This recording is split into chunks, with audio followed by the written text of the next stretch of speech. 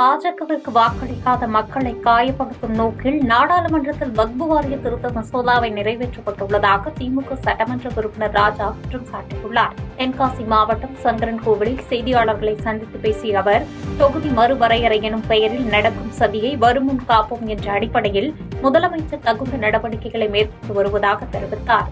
மேலும் நாடாளுமன்றத்தில் தமிழ்நாட்டின் பிரதிநிதித்துவத்தை குறைக்கும் வகையில் தொகுதி மறுவரையறை செய்ய மத்திய அரசு திட்டமிட்டிருப்பதாக குற்றம் சாட்டிய அவர், இன்னும் 25 ஆண்டுகளுக்கு தொகுதி மறுவரையறை சட்டத்தை நிறைவேற்றக்கூடாது எனவும் தெரிவித்தார். தொடர்ந்து பேசிய அவர், பாஜகவிற்கு வாக்களிக்காத மக்களை காயப்படுத்தும் நோக்கில் நாடாளுமன்றத்தில் வக்பு வாரிய திருத்த மசோதாவை நிறைவேற்றப்பட்டுள்ளதாக குற்றம் சாட்டினார். வெளியிட்டிருக்காங்களா? நாங்கள் இப்படி முஸ்லீம் மக்கள்கிட்ட போய் கேட்டோம், அந்த சட்டத்துக்கு நீங்கள் திருத்தம் பண்ணலாம் அப்படின்னு சொல்லியிருக்காங்களா? இல்லையா?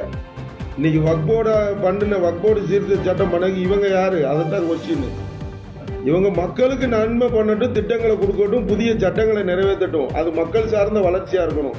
இன்னைக்கு ஒரு மதம் சார்ந்த சட்ட திருத்தம் எதுக்கு? இது தேவையா? இப்போ இந்த அவசியமா? அங்க ஏதாவது குளறுபடி நடந்து நீதிமன்றத்தில் வழக்கு நடக்கா? இல்லை எத்தனை பேர் அதுக்காக போராட்டம் நடத்தியிருக்காங்க? இஸ்லாம் மக்கள் அதால ஏதாவது வன்கொடுமை நடக்கா? இல்லை ஏதாவது ஒரு சம்திங் பிரச்சனை நடந்தால் நீங்கள் சொல்றது ரைட்டு. இப்படி இந்தியா ஃபுல்லாக இந்த வக்ஃப் போர்டில் பிரச்சனை இருக்கனால நாங்கள் சீர்திருத்தம் கொண்டு வரலாம். யாரா போய் மனு கொடுத்தாங்களா? இல்லை. இது தேவையில்லாமல் அந்த இஸ்லாம் மக்கள் நமக்கு வாக்களிக்காத மக்களாக இருக்காங்க. அவங்கள ஒரு மனதாக நம்ம காயப்படுத்துங்க எண்ணத்தில் அவங்கள வெளியெடுப்பு செய்யணும். நாளைக்கு இந்துஸ்தான் நாடாகவே மாறக்கூடிய அளவு கூட இவங்களோட நடவடிக்கை எடுக்கலாம். இவங்க வாக்குரிமை போடுறதுக்கான உரிமையே இல்லைன்னு கொண்டு வர கூட இன்னைக்கு ஒன்றிய அரசாங்கம் அதை கையாளலாம்ங்கிறது தான் என்னோட கருத்து.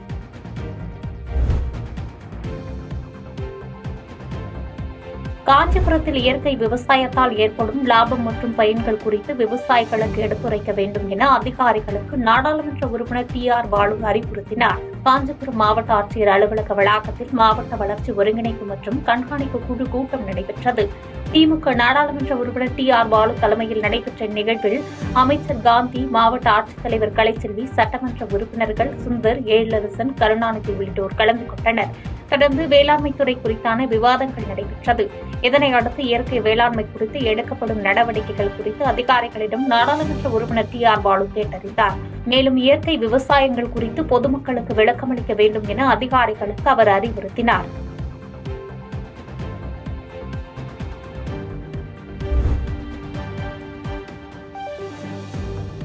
தமிழ்நாடு சட்டமன்றம் ஜனநாயக மன்றமாக இல்லாமல் ஸ்டாலின் மன்றமாக மாறியுள்ளதாக எதிர்க்கட்சி துணைத் தலைவர் RB உதயகுமார் குற்றம் சாட்டியுள்ளார். இது தொடர்பாக பேசிய அவர், திமுக நடத்தும் நாடகங்களுக்கு மேடையாக சட்டமன்றம் பயன்படுத்தப்பட்டு வருவதாகவும், கச்சத்தீவை தாரை வார்த்துவிட்டு நாடகமாடும் திமுகவினரை மக்கள் மன்னிக்க மாட்டார்கள் எனவும் விமர்சித்தார். திமுக தேர்தல் அறிக்கையில் நீட் தேர்வுக்கு முற்றுப்புள்ளி வைக்கப்படும் என அறிவிக்கப்பட்ட நிலையில் தற்போது நீட் தேர்வை ரத்து செய்ய முடியாமல் மாணவர்களின் உயிர்களை திமுக அரசு கேள்விக்குறியாக்கியிருப்பதாகவும் விமர்சித்தார். திமுகவின் வாக்குறுதியை நம்பி வாக்களித்த மாணவர்கள் பெற்றோர்களின் நம்பிக்கைக்கு திமுக துரோகம் செய்துவிட்டதாகவும் சாடினார்.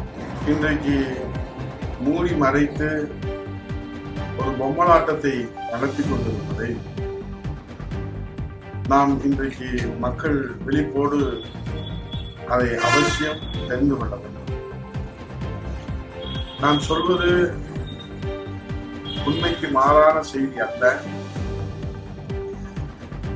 நடக்கின்ற நிகழ்வுகளை உங்கள் கவனத்தில் கொண்டு வருகிற அந்த தார்மீக கடமையின் அடிப்படையிலே, உரிமையின் அடிப்படையிலே இந்த வீடியோ பதிவை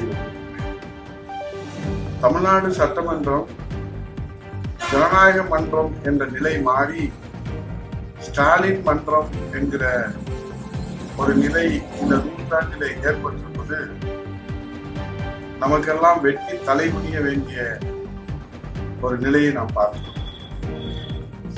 நூற்றாண்டு கண்டிருக்கின்ற தமிழ்நாடு சட்டமன்றம் எத்தனை வாத பிரதிவாதங்கள், விவாதங்கள் முன்னெடுக்கப்பட்டு தமிழ்நாட்டு மக்களுக்கு தீர்வு கிடைத்திருக்கிறது.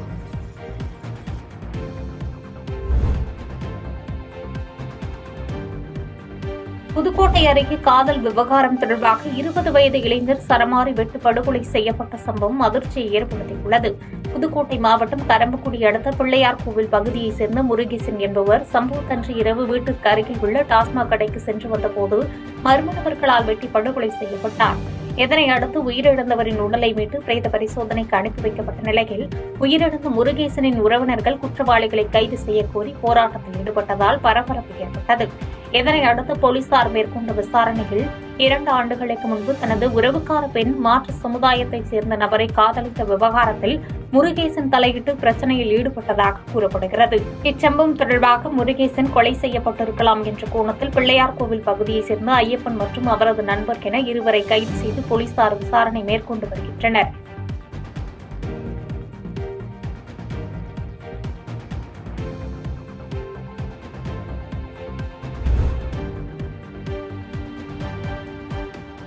நாடாளுமன்றத்தில் வக்பு வாரிய திருத்த மசோதா சட்டம் நிறைவேற்றப்பட்டதற்கு எதிர்ப்பு தெரிவித்து 8ஆம் தேதி விசிக சார்பில் ஆர்ப்பாட்டம் நடைபெறும் என அக்கட்சியின் தலைவர் திருமாவளவன் தெரிவித்துள்ளார். திருச்சி விமான நிலையத்தில் செய்தியாளர்களை சந்தித்து பேசிய அவர், இந்திய நாடாளுமன்ற வரலாற்றில் கருப்பு தினம் என சொல்லக்கூடிய அளவிற்கு வக்பு வாரிய திருத்த சட்ட மசோதாவை பாஜக அரசு நிறைவேற்றியுள்ளதாக விமர்சித்தார். தேசிய ஒருமைப்பாட்டுக்கு எதிரான நடவடிக்கையை பாஜக அரசு மேற்கொண்டுள்ளதாகவும் மற்ற எந்த மதத்தின் சொத்து விவகாரங்களிலும் தலையிடாத மத்திய அரசு வக்பு வாரியத்தில் அடாவடித்தனமாக தலையிடுவதாக குற்றம் சாட்டினார். மேலும் மத்திய அரசின் இதுபோன்ற மத விரோத போக்கை கண்டிப்பதாக கூறிய அவர், வக்பு வாரிய திருத்த சட்ட மசோதாவிற்கு எதிராக அனைத்து மாவட்ட தலைநகரங்களிலும் 8ஆம் தேதி ஆர்ப்பாட்டம் நடைபெறும் எனவும் தெரிவித்தார். இந்த அநீதியை அவர்கள் அரங்கேற்றிருக்கிறார்கள். இஸ்லாமியர்களின் நலன்களுக்காக இறைவனின் பெயரால் சமர்ப்பிக்கப்பட்ட சொத்துக்கள் வக்ஃப் சொத்துக்கள் என்று அழைக்கப்படுகின்றன. அதனை நிர்வகிக்கும் பொறுப்பை இஸ்லாமிய சமூகம் அதற்கான குழுவை அமைத்து நிர்வகித்து வருகிறது. வேறு எந்த மதத்தின் சொத்துக்களின் நிர்வாகத்திலும் தலையிடாத இந்திய ஒன்றிய அரசு இஸ்லாமியர்களின் சொத்து நிர்வாகத்தில் அடாவடித்தனமாக தலையிடுகிறது. சட்டத்தின் பெயரால், ஜனநாயகத்தின் பெயரால் இந்த அடாவடியை அரங்கேற்றிருக்கிறார்கள். இஸ்லாமியர் அல்லாதவர்களை தேசிய அளவிலான வக்ஃப் கவுன்சிலிலும் மாநிலங்களின் அளவிலே இயங்கக்கூடிய வக்ஃப் வாரியங்களிலும் நியமிக்கிற சட்டத்தை கொண்டு வந்திருக்கிறார்கள்.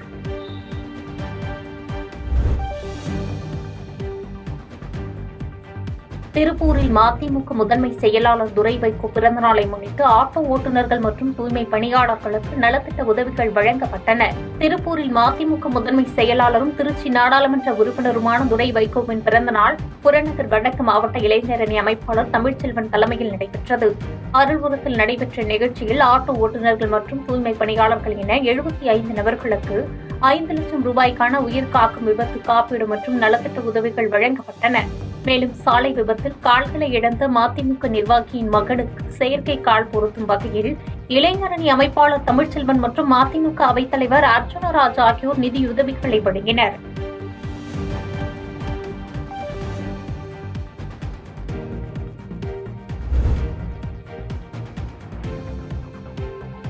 ராணிப்பேட்டை அருகே புதிய அங்கன்வாடி மையம் கட்டப்பட்டும் அரசியல்வாதிகளின் நேரமின்மையால் திறக்கப்படாமல் இருப்பதாக சமூக ஆர்வலர்கள் குற்றம் சாட்டியுள்ளனர். ராணிப்பேட்டை மாவட்டம் அம்மூர் பகுதியில் 40 ஆண்டுகளுக்கு முன்பு கட்டப்பட்ட அங்கன்வாடி மையத்தில் குழந்தைகளுக்கு கல்வி கற்றுக் கொடுக்கப்பட்டு வந்தன. இந்நிலையில் அங்கன்வாடி மையம் பழுதடைந்ததால் குழந்தைகள் வர முடியாத சூழல் உருவாக்கியதை அடுத்து குடோனாக பயன்படுத்தப்பட்டு வந்தது. இதனையடுத்து புதிய அங்கன்வாடி கட்டடம் கட்டித்தர வேண்டும் என அப்பகுதி மக்கள் கோரிக்கை விடுத்த நிலையில் 15 லட்சம் ரூபாய் மதிப்பீட்டில் புதிய கட்டடம் கட்டி முடிக்கப்பட்டது. இந்நிலையில் அரசியல்வாதிகள் உரிய நேரம் ஒதுக்காததால் கட்டடம் திறக்கப்படாமல் மூடிய நிலையிலேயே இருப்பதாக சமூக ஆர்வலர்கள் குற்றம் சாட்டியுள்ளனர்.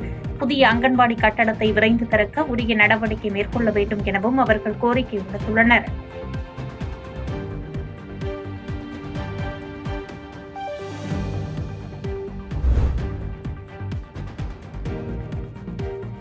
வரும் சட்டமன்ற தேர்தலில் புதுமுகங்கள் யார் வந்தாலும் திமுக வெற்றி பெற்று ஆட்சி அமைக்கும் என அமைச்சர் KN நேரு தெரிவித்துள்ளார்.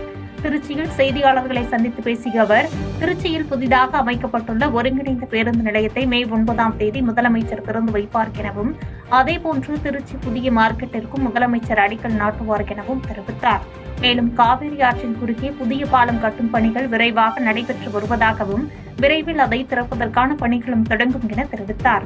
தொடர்ந்து தமிழக வெற்றிக் கழக தலைவர் விஜயின் அரசியல் பிரவேசம் குறித்து செய்தியாளர்கள் எழுப்பிய கேள்விக்கு, வரும் சட்டமன்ற தேர்தலில் புதுமுகங்கள் யார் வந்தாலும் திமுக வெற்றி பெற்று ஆட்சி அமைக்கும் என பதிலளித்தார். நல்ல காரியங்கள் சார், அதாவது நல்ல காரியங்கள், திருச்சிக்கு இவ்வளோ காரியங்கள் பண்ணியிருக்கிற முதலமைச்சர் சொல்லியிருக்கிற வேலையை சொல்கிறேன். அவர் சொல்கிறாரு, ஜனநாயகத்தில் யார் வேணாலும் எது வேணாலும் பேசலாம். போர்க்களம் தானே சார், மக்கள் முடிவு பண்ணுவாங்க. நாங்கள் மக்களை சந்திக்க தைரியமாக இருக்கோம். கண்டிப்பாக வெற்றி பெறுவாங்கிறது எங்களுக்கு தெரியும். அதனால் யார் வந்தாலும் நாங்கள் பார்க்க திமுக வந்து எதிர்கொள்ளணும். அதில் ஒன்றும் மாற்றம் இல்லை.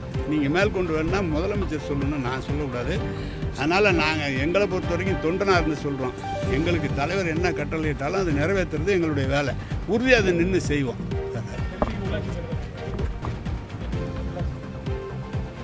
நகர்ப்புற உள்ளாட்சிலாம் நடந்துக்கிட்டு இருக்கு. அந்த உள்ளாட்சிக்கு கொஞ்சம் இப்போ வந்து ஒரு 370 பஞ்சாயத்து வந்து நகராட்சியோட இணைஞ்சிருக்கு, மாநகராட்சியோட இணைஞ்சிருக்குது. மேலும் வந்து அவங்களையும் யூனியன் எல்லாம் கொஞ்சம் பெருசாக இருக்கிற பஞ்சாயத்து யூனியன் எல்லாம் பிரிக்கிறதுக்கு ரெடி பண்ணியிருக்காங்க. கோர்ட்டில் சொல்லியிருக்காங்க, எல்லாம் பிரிச்சுட்டு கம்யூனிட்டேஷன் போட்டு புதுசாக அதெல்லாம் தயார் பண்ணி தான் பண்ணுறோன்னு சொல்லியிருக்காங்க. அதுதான் கோர்ட்டில் சொல்லியிருக்கிற செய்தி. அந்த அமைச்சர் அதான் சொல்லியிருக்காரு. பாதகம் செய்பவரை கண்டால் நாம் பயம் கொள்ளலாகாது பாப்பா. மோதி மிதித்து விடு பாப்பா, அவர் முகத்தில் உமிழ்ந்து விடு பாப்பா. அனைத்து முக்கிய செய்திகளையும் எம் நாடு தொலைக்காட்சியின் டிஜிட்டல் தளத்திலும் உடனுக்குடன் தெரிந்து கொள்ளுங்கள்.